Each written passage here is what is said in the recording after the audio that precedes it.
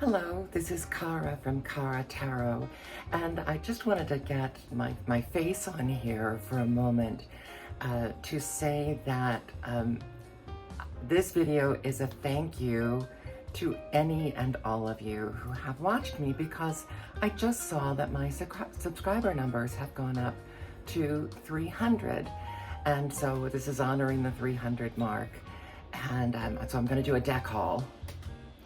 And I'm overdue for a deck haul. And so it's kind of amazing to me because, as I've said before, I come from the solo musician world where, you know, when you're not a big name in the solo music, it's rare for you to hit even 300 subscribers as a solo musician and teacher. And most of the people that I know, that I have worked with, or even my teachers, most of them hover around 300 to 500, and that's tops, you know. And so my expectations were really not about numbers coming into this. So imagine my surprise when a couple days ago I thought 298, and I thought, oh, well, that's almost 300. I guess I'll have to do something when I reach 300. And I realized I'm there today. And coincidentally, I also today got this lovely post message from Will's Tarot Path. I think that's the name of the, it's a relatively new channel, where his message was brief, and he said, I taught him to find the joy in tarot. The joy again, I think he meant in tarot. And I just thought, oh my goodness, that is one of the deepest compliments I've ever received, even in, you know, my whole performance life on stage and as a performing musician. I mean, you can kind of count on one hand there are compliments that are lovely, you know, to get, and they're you know, they're accolades. But, you know, it's like for my acting work, I can remember being compared to Greta Garbo in reviews, and I was like, whoa, that's like fabulous, because she is my acting idol, and which would explain why I'm not working, because, you know, that whole, you know, that's not a type that we see anymore now, unless it's a rare historical movie, and even then, so and then in one time I do these performance programs where I combine acting and readings with music, and one of them was a Christmas program in early December, and I had someone come up to me and say that I brought the true meaning of Christmas to the season, and it's like, wow. So you remember these, and this, to be someone who teaches someone to find the joy again, is just the hugest, most meaningful compliment I think I could receive. And so thank you, Will. And but thank all of you. As you know, even having reached 300, there are probably only 10 to 15 people that I interact with on a regular basis in the community, because that's just the way it goes, you know, time constraints, life constraints. So I'm thrilled. I never even expected to get to this number. So thank you all. I'm touched that you enjoy my content, because I just kind of do my own doofy thing. Whatever is inspiring me at the moment, I try to share that. So thank you. And let's get to the decks. So I'm calling this my August 2025 deck haul, and I may have to do this in portions because I've been having a lot of trouble uploading longer videos, so you won't necessarily notice it, but I know I have to. It's a reminder to myself. And in some respects, I think this may be kind of a celebration of people who've influenced me, because a lot of the purchases that you'll see here are things that I saw on someone else's channel. And I'll try to give you a shout out if I can remember who it was. But I'm going to start with one that this didn't have to do with the channel. I had been on the website, and I had already gotten the Shakespeare Tarot from these folks, and I saw how beautifully reproduced it was. And this one I kept going back to look at and going back to look at. And I finally said, oh, just get it. Because this is definitely, Greek mythology is definitely somewhere in my wheelhouse with my history. And I just think it's a beautifully produced deck. I don't remember if it's in order or not. It is, okay.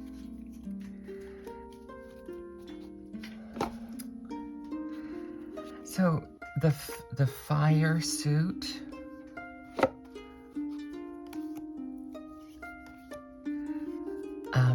I haven't read the book yet. I haven't really worked with this. I haven't worked with it. I've just gone through it to look at the gorgeous artwork. Lots of nice beefy men.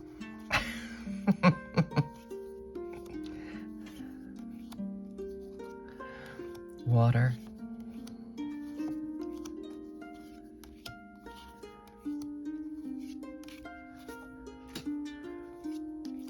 So right away, I could read with this without reading the guidebook. It's clearly numbered.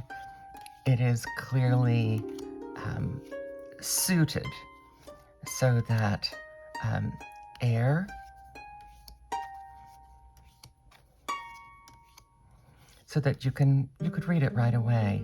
Oh, look at that 5 with the Black Widow spider. Oh, nudity alert. A lot of the decks that I like are based in classical art, and so there's definitely nudity. And Earth. I think I reordered these. I don't think they were in this order. I think one of the times when I was going through it, I reordered them.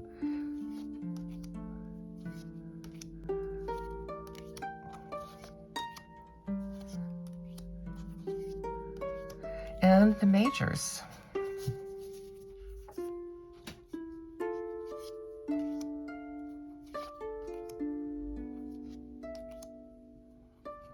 Beautiful, beautiful Empress card.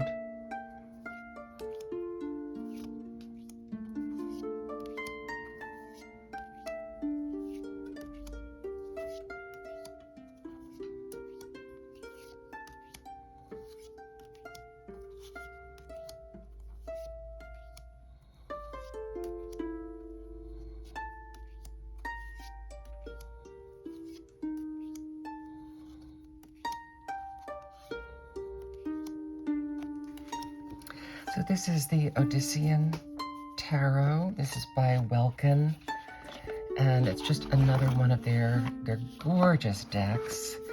I've been tempted to get their Hitchcock deck because I actually did a small film that was a prequel to Vertigo years ago, and it has never seen the light of day, by the way, so don't go looking for it. Maybe one day I'll try to get my DVD version uploaded to YouTube. Because I really did, I tried very hard to duplicate Kim Novak's performance, which is tremendously underrated.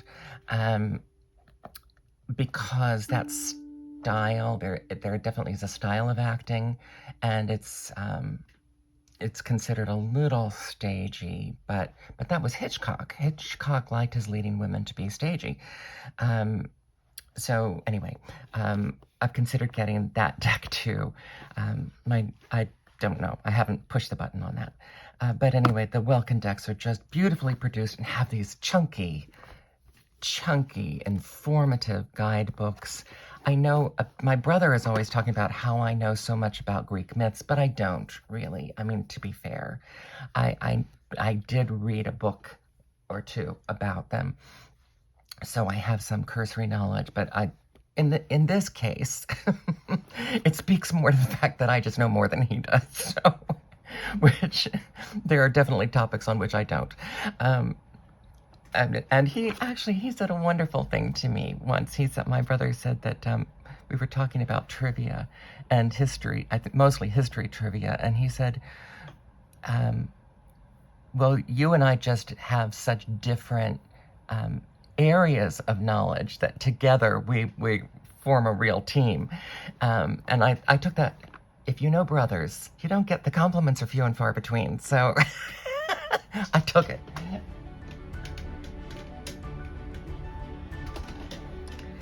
The next deck is, I have mentioned that I'm more into playing cards.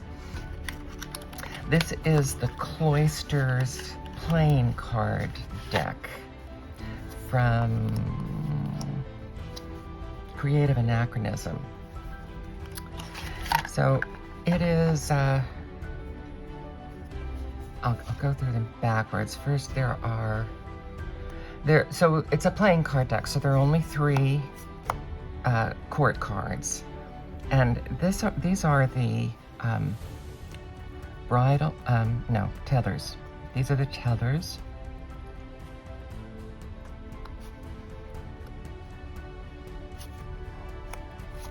So it's a total pip deck. And then, so I consider that to be the earth, and the way that I remember that is the circle, the pentacles and the coins. That's how I would read that. This is the horns, and because they're horns, I consider them air.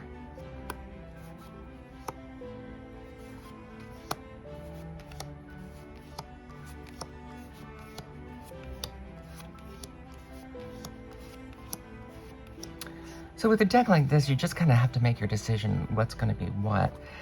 This is, I consider this to be the water suit. No, that's, and these are the harnesses, or the collars. These would have been a dog collar, would have looked like that back then. And so this to me is the cup suit, just because of its round and contained nature. And then I consider this to be the wands suit, partially because every one of the court cards is holding a stick, but also because the nooses are on a stick. And this would have been what, I think game birds would have been kept on this. As they caught them, they would just, hang them on these nooses so that they could carry them on the side of their saddle. But because this is a hunting themed deck, very not me.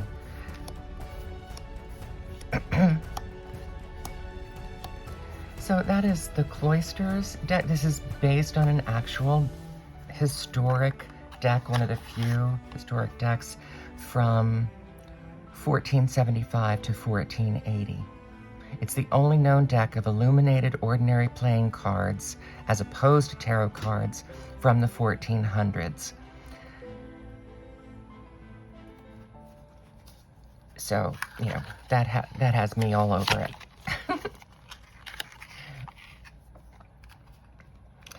And this I think I just came across this on Etsy, kind of with a random search. Now, the next one, I definitely was influenced by my good friend Ina at Taproot Tarot. This is the Rissato Tarocchi, which is based on his book, La Favola de Tarocchi. And through watching her, I decided to go ahead and get the book and the deck, even though they didn't arrive together, so that when I get to working with the deck, I can go through. It's kind of a children's book. Let me see if I can scope this out. So it's a beautiful children's book that goes through the tarot, the course of the tarot. Up to the world, and she's nude, so I won't go there. And then these are the basis of these marvelous, fantastical illustrations. Oh, look, the Three Witches from Macbeth. These are the basis of the cards, then. And I have played with these cards. And I do mean play. A lot of times I will play solitaire with a deck to familiarize myself with it. And it does also come with a small book, both in Italian. So you have to get out your translator app. But it is TDM based, and that's, you know, very familiar to me, so I don't necessarily need that.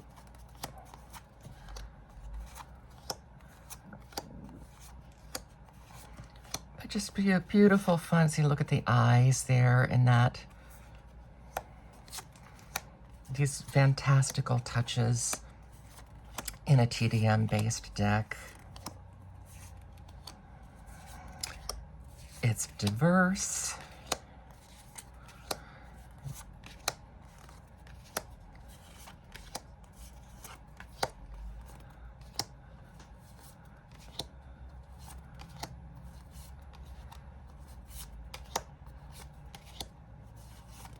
As some of you know, I have the François de Pailly deck, which I did an individual video of, has the 4 continents represented, or 4 continents represented in it. And at least conceptually, you know, because that's a deck from the 1700s, it represents different peoples, at least in theory. The illustrations not so much.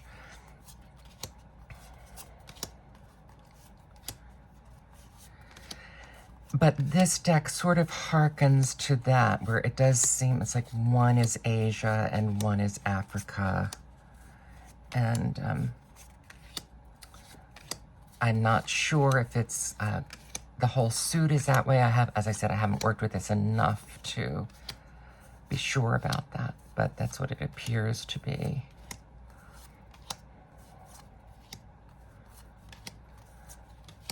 Beautiful, beautiful weight cards.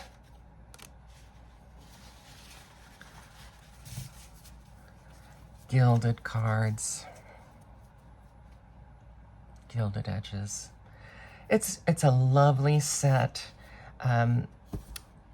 This is probably one, you know, I definitely was influenced from this just because I liked the fact that there was a storybook that went with it. It's not an art style that particularly appeals to me, but it's the whole thing. Having this and a book that, you know, follows the fool through the story, that did it for me with this one. And thanks to Ina for turning me on to that.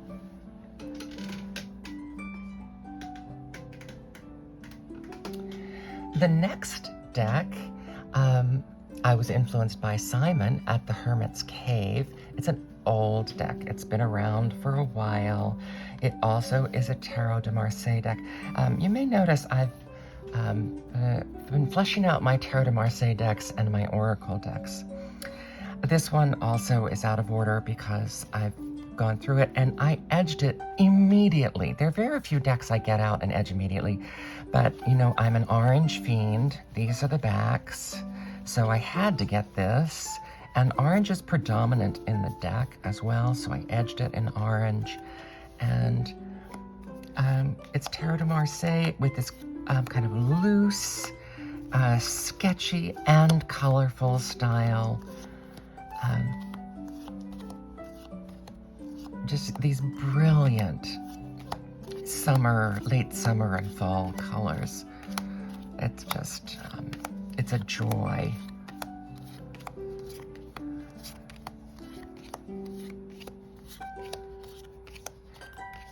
It's numbered but see, like, not always. There's a 10 and there's a 9, so it's not, there are inconsistencies, and that's fine, because it's this kind of a deck where things are kind of like different colors for the cups here. Why do I have 5 cups, 6 cups in a row? I didn't order these. Well, let's get them back in there. Did I order them? Oh, I did order. Well, I'm a nut. So you just see it's just this range of brilliant colors, and it just gives you a great deal to work with. The pentacles are sometimes like cherries,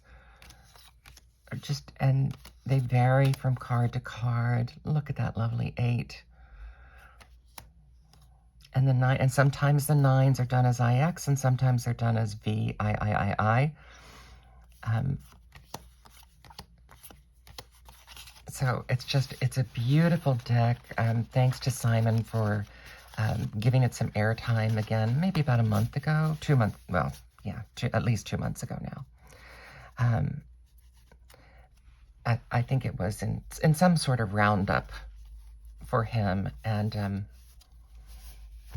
you notice I have more things in bags this time. I had these odd-shaped bags, and this one I actually did the drawing, so I can look at it right away and know it's Tarot de Aux Arcs. Next is a very old deck. The Soul Cards, and this is Soul Cards Deck 1. This was, I think it's from the 80s. I don't know. And then there was a second deck, so some people have Soul Cards 1 and 2. It has a box it's a neat concept, where in theory, it's a frame for the card, and I do have one card in there right now. In theory, the box can sit there and this card can sit in front of it, and then that holds it out at the frame, but I always have it doesn't hold it very well. I need to put something in there to hold it up. So conceptually, that works better than it does in reality, unless you want to do it this way and have it set back in there. But this goes along with many other decks that I have that are about just not reading a definition, just going with my intuitive feelings about a card, and taking whatever comes that day from that particular card. So that is an exercise for me. I'm a Virgo. I tend to be a little more constrained, and I've mentioned before, I do dream interpretation for people.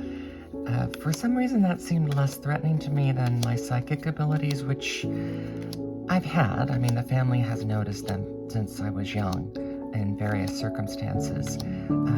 But I really I think I was afraid of them. And I think to some extent I still am. So this is helping me tap into that a little bit more.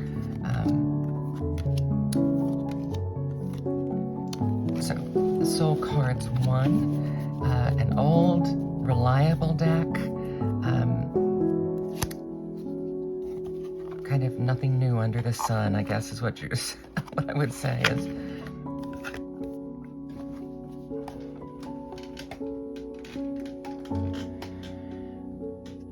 Next is a deck that I was influenced by, I believe it was Elizabeth at the More Intuitive Me.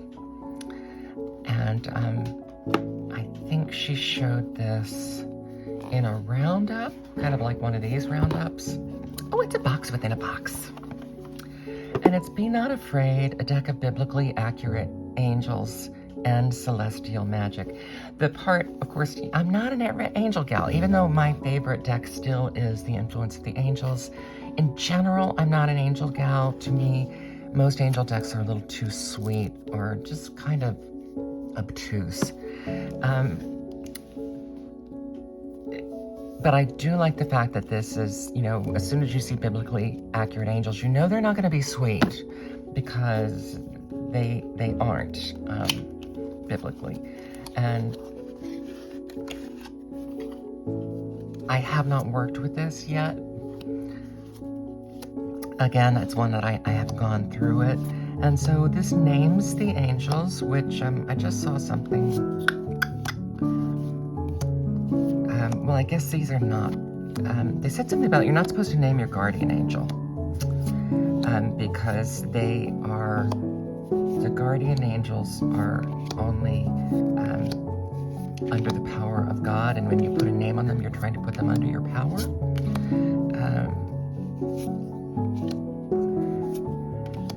Because guardian angels are not there to command, they are here for you to command. They're here to and give you what you want. They're here to protect you, to watch over you and protect you. Anyway, that's them.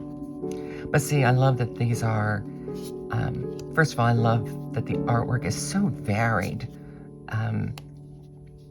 and it's a variety of kind of imagery and styles, and with eyes all over. Is it not human-ish, except in some cases. Here, the tears turning into diamonds. And this is exactly what I would want for, that just, it becomes a tangible reminder that they're not us, they're not like us, that they're nothing like us, and so be not afraid, but be afraid.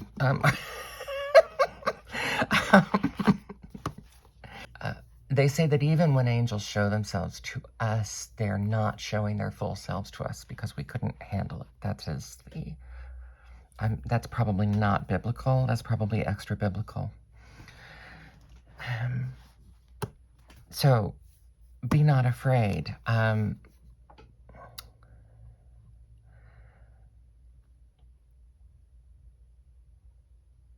Each of the 44 cards depicts a different Empyrean figure as described in historical text.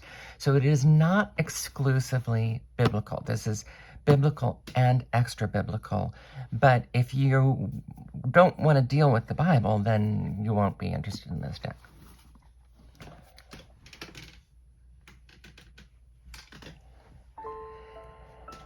The next deck is the Enchanted Love Tarot.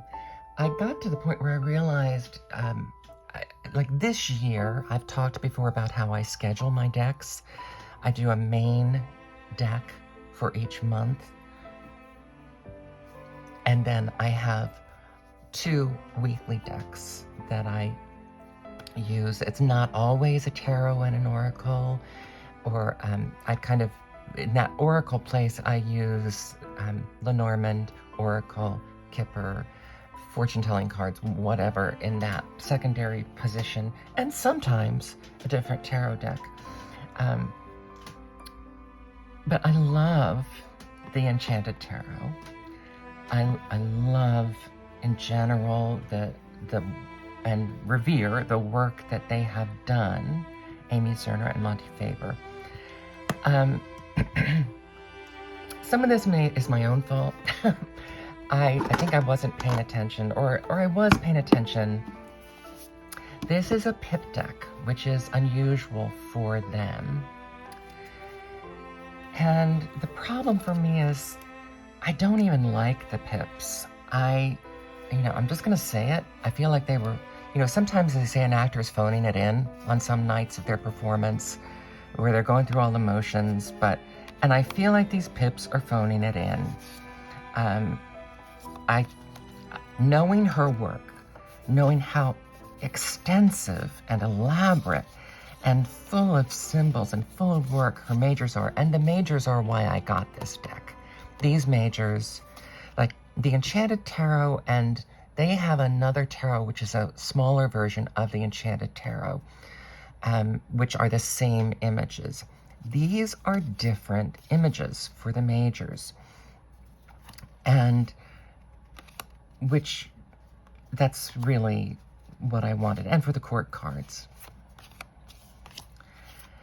But I kind of feel like the pips are just phoning it in. They're just, yeah, there are variations on a theme.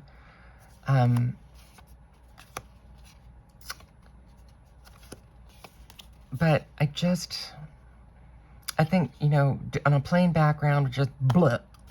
I just think it's a miss. And for them, the misses are few and far between. So, you know, every artist has a miss. And I just think this is it in terms of the pips. They also, it's just, I find in trying to work with it that these pips give me nothing. But that, you know, it could be because I've already decided I really don't like them. And see, they are different. They still incorporate her work, but then they're on this plain background. And what I love about her work is this complexity of the collage. And so, you know, as I said, I think it's a miss. But I wanted something to use for, like, Valentine's Day. That's why I brought up that I schedule a kind of a theme for the month.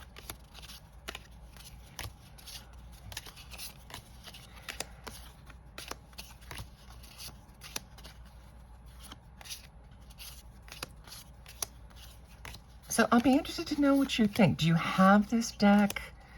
Do you feel as I do that the pips just don't cut it? Or have you found something in them that I'm not seeing?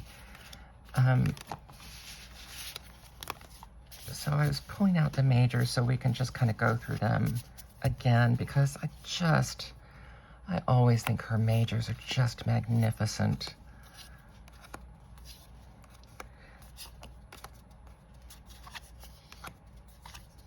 Now, I haven't gotten into the book enough to know if Monty was using this as a way of getting into the Tarot de Marseille pip style and way of reading with numbers instead of images. So, I mean, it could be unified in terms of that, but for someone like me that adores her regular complex art style, that still makes this, oh, the Emperor, my card, that still makes this a little bit of a disappointment. Ooh, I like the keywords. I didn't notice this. Okay. And I think Monty's books are great. I think yeah. So, the Enchanted Love Tarot, a mixed bag for me. But, you know, still something I can use for that Valentine's Day kind of thing. And now another one, a lot of people have this and a lot of people rave about it. My jury was out on this partially because one of the court cards is labeled as a witch. And, you know, for me, that's not something that's not a place that I go normally. But then I decided that I think the whole is greater than the sum of the parts, as the Bob Fosse saying goes. And again, I have played with this deck as well. You know I love collage art, the red borders, and you know, I was kind of I was in because I actually got, by a mistake, I got a fake deck of this, and I still went ahead and then got the full thing, the full deal. So at that point, I had at least seen the images. But yeah, I mean, the fake deck didn't have the quality that this has. You know from my other videos that I really like the Intuitive Night Goddess Tarot. I like that, and this is more thoth-based in terms of its, you know, this is lust instead of strength or force. And it's a bit pippy. So in this case, I liked these differences about it. And the imagery, you know, it's wonderful imagery. as I was saying, the intuitive night goddess is based not on any goddesses per se, but on the goddess within each of us, or the divinity within each of us. And I love that concept. And here we have more the depiction of more traditional goddesses. And, you know, that's okay. So, some decks I just get for color, kind of, and color and imagery and a different kind of hit. And that would be ultimately why I went ahead and went for this. Also, I think it was on sale when I got it. So it was very inexpensive. And it's this beautiful quality. It is a quality deck. And there'll be a lot to dive into when I use it.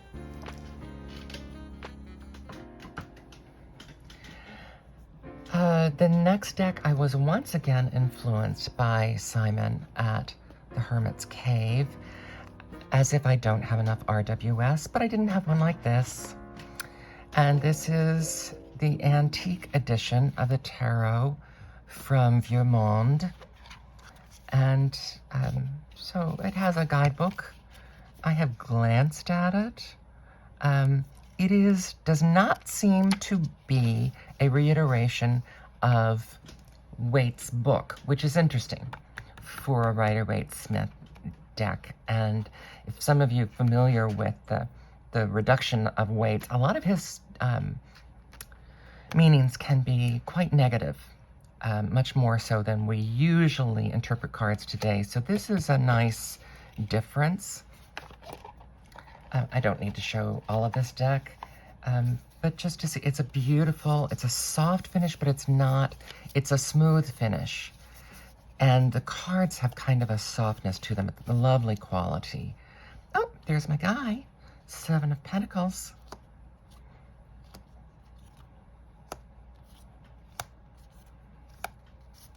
All these pentacles right at the beginning.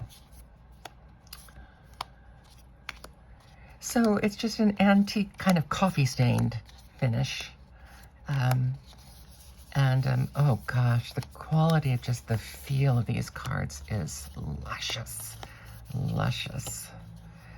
Matte, smooth matte finish. So, I mean, you've seen these are the traditional images. This is what I would call a clone. I call this a clone because it has the original images. They've just done something different with the coloration. And I think you know, I've said it enough. I like the original coloration as it is. But I have one border, a giant, one borderless, one black border, and this, and then I have one of those kind of instructional decks with the definitions and planets on the side. And I'm probably all Rider-Waite-Smith topped up now. Although I have been looking at the winter weight. Just for something completely different and because it's winter themed. I don't know if I feel the need for that though, because I feel like the decks have the seasons on their own.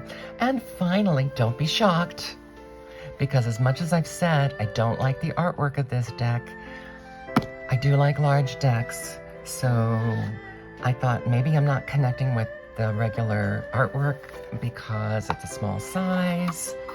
And so I would go ahead and also I feel like when it comes to these classic decks, you can't have too many. Obviously, I have 5 with the Rider-Waite-Smith, so to have 2 of the classic Tarot de Marseille deck is not too much. Again, you've seen the imagery. It's this is called the Professional Edition. I think it's on par with the giant Rider-Waite-Smith. I think it's a little bigger. But it's really clear. Obviously, I'm not going to be using it for my videos very much because it doesn't fit on my video table very well. But it's definitely something I could take out to a party or an event. And it certainly it's easier to point things out in this larger version to people. You know, you can point out the red centers. or whatever details that you are incorporating in the reading, so they can get a better sense of where some of your statements are coming from. So there you have it. Last 10 decks for the decks of August.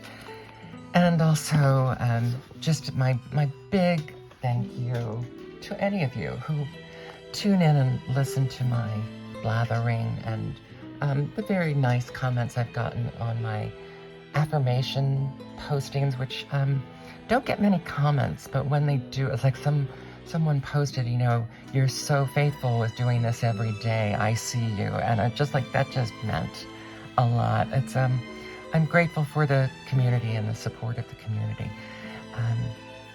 So thank you very much and have a great day.